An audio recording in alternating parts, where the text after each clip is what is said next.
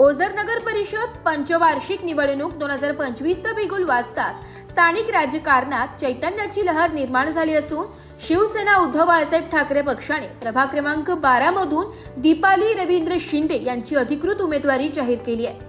दीपाली ताईंचे पती रवींद्र शिंदे हे स्थानिक स्तरावर समाजकार्यात नेहमी अग्रेसर असून सर्वांच्या सुखदुःखात सहभागी होणारे आहेत। लोकांमध्ये आपुलकीने वावरणारे कार्यकर्ते म्हणून देखील ते ओळखले जातात।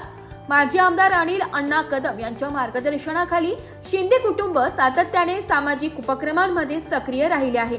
उमेदवारी जाहीर झाल्यानंतर दीपाली रवींद्र शिंदे यांनी प्रभागाच्या नागरिकांशी संवाद साधताना सांगितले की ओझरच्या सर्वांगीण विकासासाठी मला संधी दिली तर मी प्रभाग क्रमांक 12चे सोने करून दाखवेन। नागरिकांच्या अडीअडचणी दूर करून प्रभागातील प्रत्येक विकास काम प्राधान्याने पूर्ण करणार आहे। दीपाली ताईंची शांत संयमी कार्यशैली आणि लोकसंग्रह पाहता त्यांना प्रभागातून उत्साहवर्धक प्रतिसाद मिळत असल्याचं दिसून येत आहे। ओझरच्या विकासासाठी नवीन ऊर्जेचे नेतृत्व मिळण्यासाठी अपेक्षा नागरिकांमध्ये व्यक्त होत आहे। याबाबत अधिक माहिती दीपाली रवींद्र शिंदे यांनी दिली आहे।